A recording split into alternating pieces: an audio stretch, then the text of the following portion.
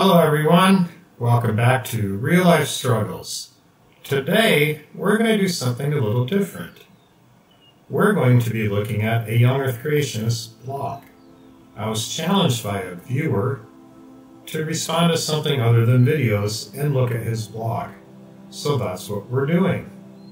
If you like this video, please leave a comment down below and like the video, and I'll make some more. If you like this style but don't care for the blog, also leave a comment please, because I've actually been thinking about doing some videos based on Answers in Genesis and other Young Earth Creationist websites. Let's look at what we have today. So this particular blog is about Genesis, and right at the top we have creation versus evolution. Keep that in mind for when we go through here. Also keep in mind that evolution, whether you believe it's true or not, is based on gathering evidence. You can argue that they interpreted the evidence wrong, but it is still an evidence-based theory. Creation, despite what they tell you, is not based on evidence, it's based on faith. Going down, we have a French quote, and I honestly don't speak any French. I do speak some Spanish and a little bit of Chinese, but not French. So, that being said, let's look at our Google Translate and see what does it have to say. Truth in erudition, in fact, cannot be heretical, to the point of fearing to use what scholars, even heretics, have written and expounded with accuracy. Now, honestly, that's an interesting quote to me, mostly based on the fact that this person claims to be a Young Earth Creationist, and this is exactly what Young Earth Creationism does. They throw at anything that's true that they feel doesn't match up with the Bible. In fact, it's right on Answers in Genesis' website, where they say, basically, any kind of evidence that doesn't point to Young Earth Creationism, they throw out, because it's not in the Bible according to them. And that is actually what science is built on. Following the evidence, no matter where it goes. And if it leads to a place that you didn't expect it to lead, well, then you form a new theory. Okay, let's go back to the blog and see what does it have to say. Okay, so we have Sylvester Joseph Hunter on Genesis and Henry Morris on 15 Cubits. Now, normally when you're writing a blog, you want to focus on one thing, unless they're highly related. So let's see if they actually are related. Alright, first off, we have I'm happy to agree with people when possible. I actually think that is a great attitude to have. And it's not common among Young Earth Creationists. Most of the time when I engage with them, and this is a reason I haven't been on Facebook in about 3 months, most of the time when I interact with them, they're not the friendliest people always. I've been called some things that people shouldn't accuse people of just because you believe different about science. Item 1, Sylvester Joseph Hunter on Genesis, or how Moses knew about it. Now, we may or may not agree about this, but I personally believe, after a careful study of ancient Near Eastern culture, which is the culture the Bible was written in, that Moses knew about it because it was a story that would have been told from generation to generation. Let's see what everyone else thinks. Cases where a book was written in the light of information which the writer already possesses from natural sources without special research are found in the epistles and also apparently in the instance of Genesis. Okay, well, I am agreeing with Mr. Hunter so far. Moses would have seemed to put into writing the traditions that had been preserved, perhaps in writing or perhaps in the memory of the people, and it is probable that young children were taught the story by their parents, in the way in which it was ordered that the remembrance of the deliverance from Egypt should be kept alive. Okay, So far, I don't have a problem with Mr. Hunter. I'm not sure about the writer of the blog, but I have to agree with that. People tell stories, and before the written language was invented, that was the only way for people to remember things, was to tell stories. And if you look at the literary style of the early chapters of Genesis, most people put it around chapters 1 to 11, you can tell that it was written in a way that people would have used to repeat a story and remember it.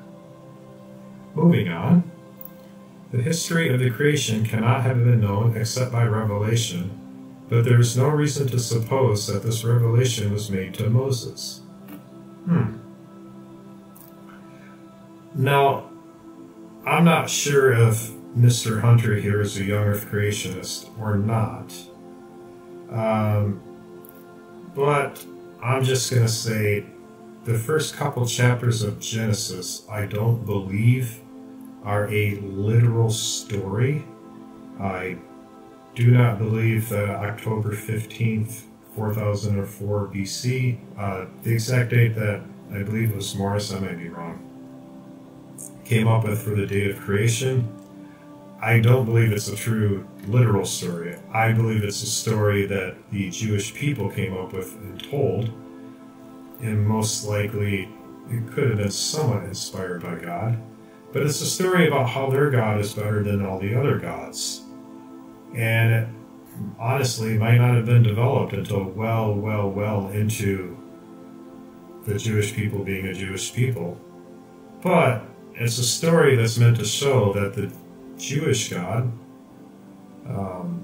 is better than all the other gods because he lived outside of creation. He made creation for a purpose in order to come down and be with his people. He didn't come from creation, and he didn't create people to serve God. That's what a lot of the other ancient Near Eastern culture people said. So, some would agree, but maybe not all the way. Moving on. Most probably it was made to Adam, and it became known to Moses through human sources. Well, I'm going to say no. So far in my journey out of young earth creationism, and it looks like it's probably heading towards a form of theistic evolution, I haven't really made the decision, was Adam a real person or not? There are people that take a completely mythological approach to Adam, and they say Adam wasn't a real person, it's just part of the story. And then there's, earth creationists like, say, Hugh Ross, who believe Adam was a real person, that Adam was a special creation. It just happened a few 100,000 years ago. I'm not really sure where to stand on that. So, more than likely, God kind of inspired some thoughts in people that developed into a story to describe why God did things, not necessarily the exact method. When we speak thus of history having come down to Moses by tradition, we do not mean to imply that there is any special guarantee that the whole of this traditional history should be preserved free from corruption. Okay, well, when you do spend a few thousand years telling the same story, some things change. The case is not like that of the tradition by which the knowledge of the Christian revelation is preserved, free from admixture of error in the church. It is enough that God's providence preserved Moses from being misled by any errors that may have been crept into the current account. Okay? Again, I think it's a story describing God, not the exact scientific way God created the earth. In the beginning was the Big Bang, and the Big Bang expanded rapidly, and after millions of years, some things cooled down and formed the sun. That's not in the Bible, but that's basically what happened. So I would say no errors in the part that God made sure what he wanted to be recorded was preserved. I'll agree with that. But let's see. What does our Mr. Blog Writer have to say? I totally agree that Moses had the Genesis 3 account from Adam and the Genesis 50 account from some son of Joseph or other survivor, perhaps Levi or his son, via appropriate number of intermediaries. Alright, so now we're finally into the blog, and I'm going to point out the first problem with this blog. Maybe it's the second problem. You can't just say something without giving your reasons. I mean, how do you know that Moses had the Genesis 3 account from Adam? I mean, where in the Bible does it say that? Where in any of Jewish history? Any surviving Jewish apocrypha? Or are you just pulling that out of your you-know-what? How do you know Genesis 50 came from Joseph? Sources, man. But I am nonplussed by this phrase. We do not mean to imply that there's any special guarantee that the whole of this traditional history should be preserved free from corruption. So there is infallibility in the patriarchal church. Maybe. I mean, we are still talking about a human thing. You know, people make mistakes. The Catholic Church can infallibly claim that St. George was a martyr, but prior to Moses, Abraham could not infallibly claim Shem, Ham, and Japheth as the Solomos flood survivors of their generation. Alright, now we're getting into another thing, the flood. Here's the thing.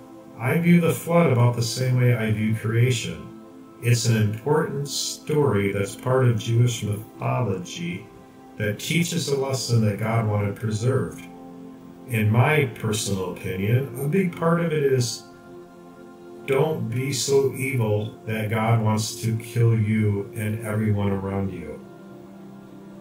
But whether Noah was a real person or not, or his sons were real people or not, I don't believe the flood was a real event in the global sense. It could have been global as in the story that was told, it was global. I view it more like we would view something like Lord of the Rings. It's a very important part of literature. It's probably quoted a lot when people are teaching other people. It could even be quoted in a sermon. I mean, if you're teaching a sermon on how to be a friend, referencing Samwise Gamgee is a really good thing. If you're teaching a sermon, preaching a sermon on redemption, Boromir, that's a great character to talk about. Just talking about them in a sermon, and let's say every preacher for the next 100 years talked about them in sermons, does that mean they're real people? No. But does it mean that it's important to the culture that you're studying? Well, yes, it does. And that's how we view a lot of people in the Bible. They may or may not have been real, but whether or not they're real, they're still important to the Jewish people, which makes them important to the Bible. Okay, I think the infallibility was a prerogative of all successful churches.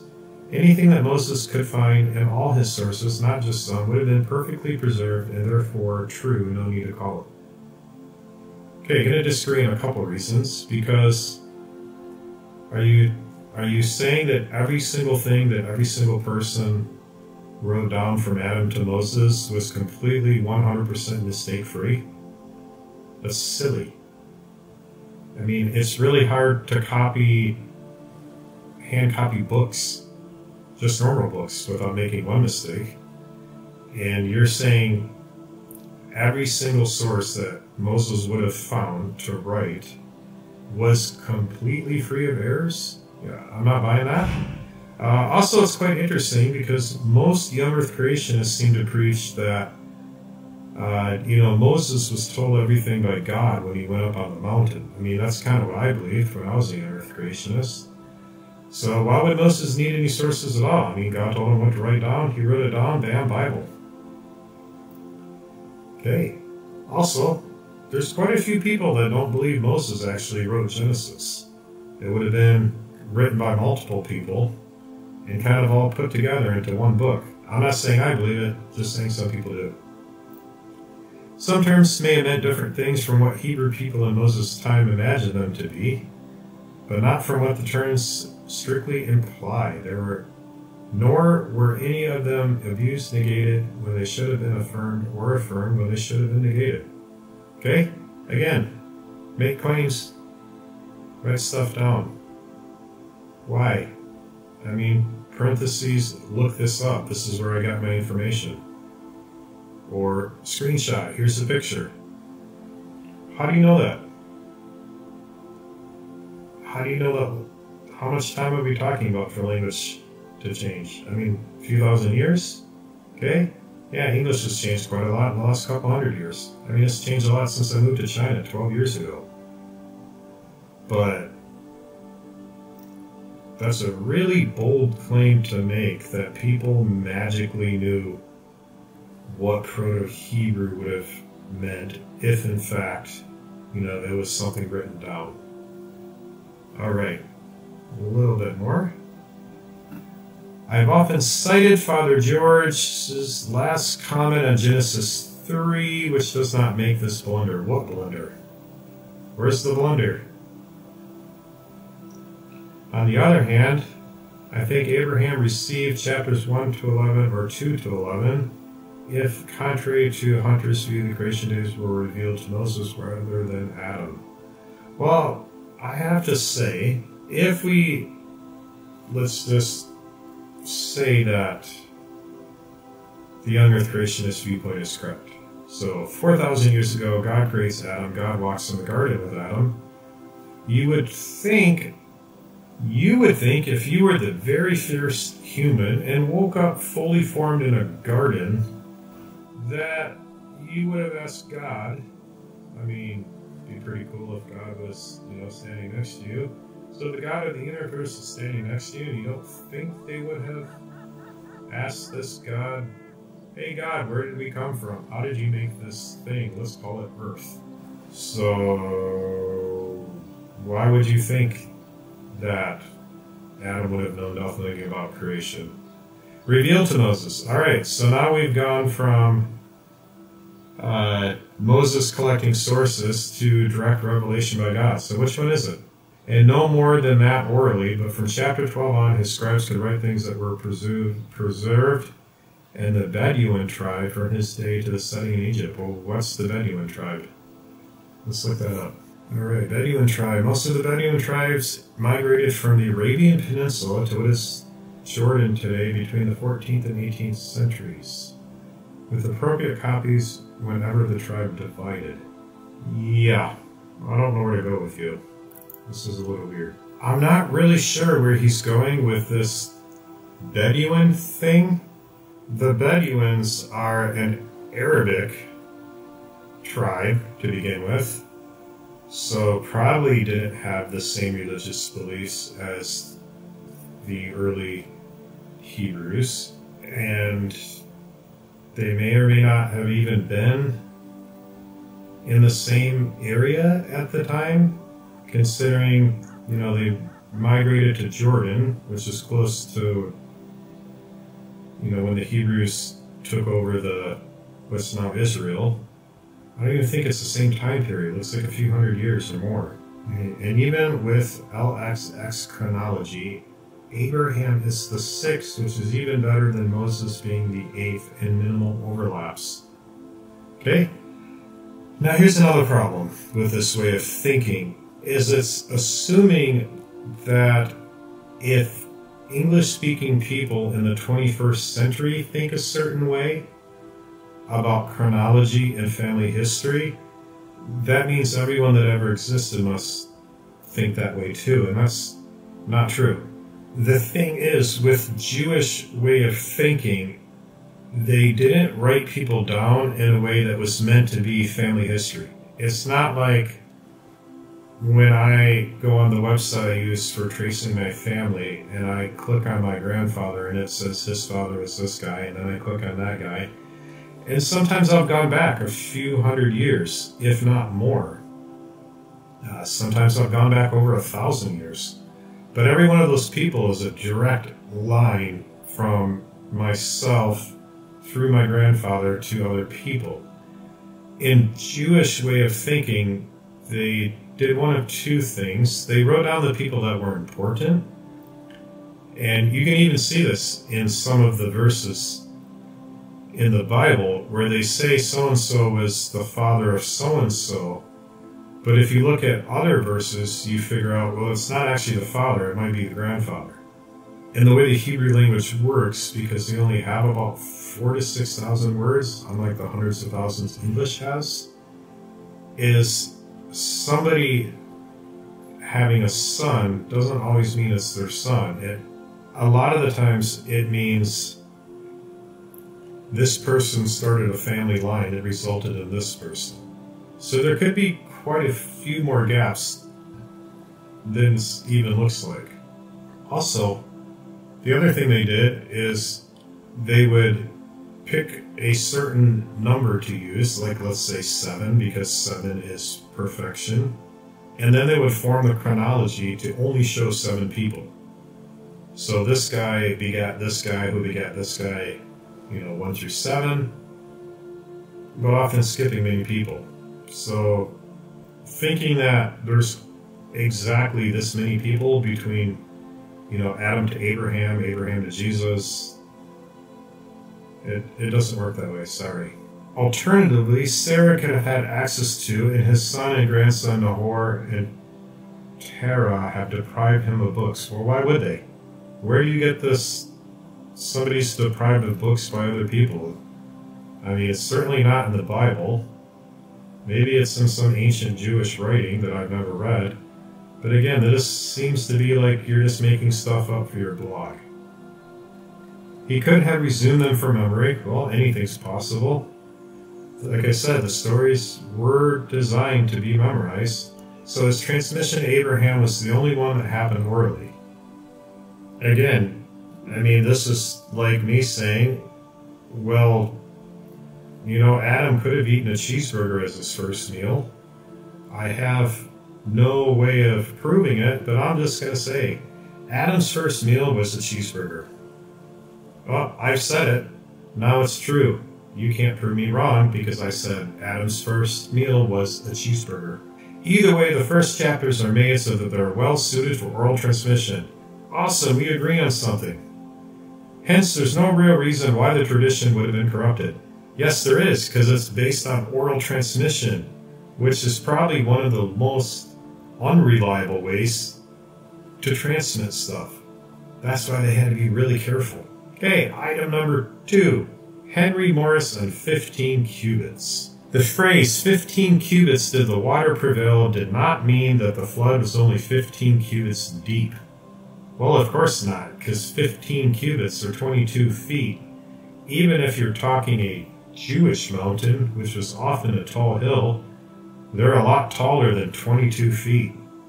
With a global flood in the story, you're not going to cover much stuff. For this phrase is qualified by the one which immediately follows, and the mountains were covered. Yep. Nor does it necessarily mean the mountains were covered to a depth of only 15 cubits, for this would require all antediluvian mountains be exactly the same altitude. Not exactly. I mean, saying the mountains were covered at 15 feet just means whatever the tallest one was covered at 15 feet. I mean, I see where you're going with this, but it's a bit nitpicky. The true meaning of the phrase is to be found in comparing it with Genesis 6:15, where we are told the height of the ark is 30 cubits.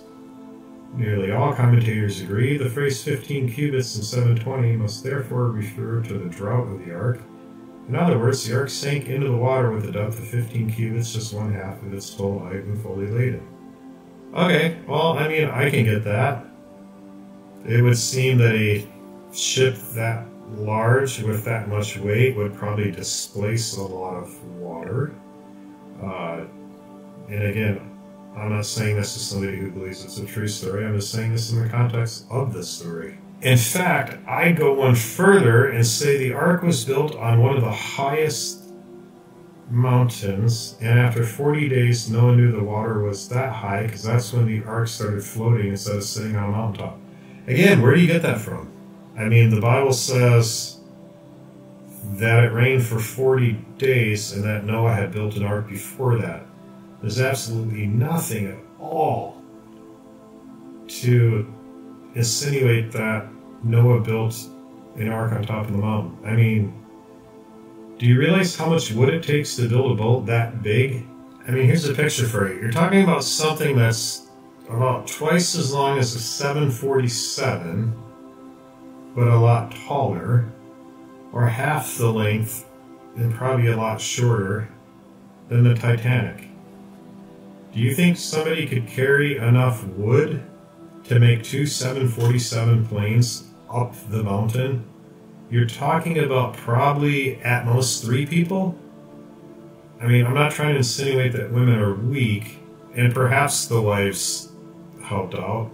So somewhere between 3 to 6 people carried enough stuff to construct 2 747 planes up to the top of the highest mountain in Israel, or somewhere near what's now modern-day Israel, and managed to construct an ark up there. That's what you're saying. I don't think so. Okay, here we go. The highest mountain currently in Israel, and yes, I do understand that if a global flood actually happened, that the surface of the earth before the flood and after the flood were probably not the same, but let's just pretend, for the purposes of the story, that it is. The highest mountain is 1,886 feet tall. And you think people climb that mountain every day to build an ark on the top of it. I do see some trees, so perhaps we didn't need to carry the trees, but we still would have needed to carry food. We still would have needed to travel up and down it at least a couple times. I mean, you gotta be sometimes they gotta go get more supplies, they wanna go hang out with their wife, I don't know. And then all of the animals climbed the mountain also to get on the ark. Mountain goats, no problem. Lions, probably not a problem. Small kittens, they're climbing 1,800 feet to get to the top of this mountain to get on the ark. Snakes, spiders, not seeing it. Okay, I am somewhat taken aback by how much Whitcomb and Morris was a short essay and a pioneering text. Well, if you know what you're saying, you don't have to use a lot of words. Many of the technical solutions young Earth creationists take for granted by now, or even consider as already retreated, are totally lacking. Okay, the technical solutions to the flood, there are none.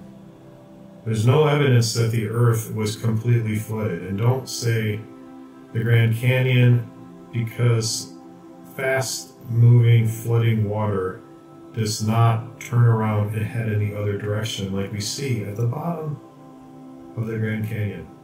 It is a very tightly knitted argument on height of water, dimensions of the ark, pre-flood, human population, and reasons against a limited flood. So for a while, as I was leading young Earth creationism, I kind of thought, hey, it was probably just a local flood. You know, maybe people actually did build an ark, they just needed to save some animals so that when the floodwaters went away. And then I read John Walton's The Lost World of the Flood, which, hey, I'll put a link in the description. And it kind of goes against this because, you know, the flood story, the story of the flood is that it happened globally. My current kind of understanding is there probably were some local floodings that killed large amounts of people and large amounts of animals. And you know how the fish was this big, and then the fish was this big, and then the fish was this big? It's probably the same idea. The story just grew to the part to where, as people told it, God got so mad he killed everyone. And the entire world. But again, the entire world doesn't have to mean the entire global Earth. Earth in the world normally just meant the area that you lived in. Just like when it says the entire world went to buy grain in Egypt, do you think the Chinese and the Native Americans And people living in southern South America, do they travel there to get grain? No. The world of the people traveled to get grain. All right, then we have a quotation by Arthur C. Coustance. It would require energy and faith to follow Noah's example and build other arks. Yeah, that's why nobody did it in the story, because everyone was against God except for Noah and his family. Why would they believe Noah? Why would they build an ark? They don't believe in God, and all they want to do is evil. Ark building takes away time from doing evil, but it would require neither of these to pack up a few things and migrate. Okay, but the problem with that is if people don't believe that what people are saying is true, then why would they want to pack up and migrate? They got their own home to do evil in. There's nothing that Noah could have done to stop them except by disappearing very secretly. Okay, but obviously the people in the story had no desire to pack up and leave. Such a departure can hardly act as the kind of warning that the deliberate tent construction of the ark could have done. And the inspiration for this undertaking was given to Noah by leaving him in ignorance of the exact limits of the flood. Did he really? Okay. Well, let's look at the Bible. Right here in Genesis 6, we're using the New King James Version. Not that I have any particular liking for the King James. I don't think it's the only version. It's just the first one that came up when I looked this up. Verse 13, and God said to Noah, the end of all flesh has come before me, for the earth is filled with violence through them, and behold, I will destroy them with the earth. Make yourself an ark of gopher wood, make rooms in the ark, and cover it inside and outside with pitch. Tells them how big to make it. You shall make a window, 3 stories. Behold, I myself am bringing floodwaters on the earth to destroy from under heaven all flesh in which there is the breath of life, and everything that is on earth shall die. How did God hide from Adam how big the flood's going to be? He did not leave him in ignorance at all. He was assured that all mankind would be destroyed and probably supposed the flood would therefore be universal. This supposition would have been quite essential for him. So why do you say what you said? I mean, I just read a big verse because you said the inspiration for this undertaking was given to Noah by leaving him in ignorance of the exact limits of the flood. And then I prove you wrong, and then the next one you say, oh, he wasn't. So which one is it? But how can one read the flood account in Genesis 6:9 with close attention and then arrive at the conclusion that the ark was merely to warn the ungodly and not mainly to save the occupants of the ark by death from drowning? And how can we exonerate God himself from the charge of deception if we say that he led Noah to believe that the flood would be universal in order to encourage him to work on the ark when he knew all the time that it would not be universal? Because like I said, the story is a universal flood, but it's a story. Because a real global flood would have left behind evidence on the earth that all of the earth was covered in water and everything but 8 people died. Meanwhile, when I look at Henry Morris, I see a reference to San Diego. When Carl Keating one day started to make replies, first on the Eucharist and then on other topics, it was in San Diego, so presumably the very same congregation of Henry Morris. Okay, not sure what the Eucharist and all of this has to do with either the flood or creation, but let's roll with it. This could partly explain but not fully excuse his view in which fundamentalist exegesis for the instance of Genesis is linked to anti-Catholicism. What at all do fundamentalist exegesis have to do of Genesis have to do with anti-Catholicism? I've never seen anybody link Genesis and anti-Catholicism at all.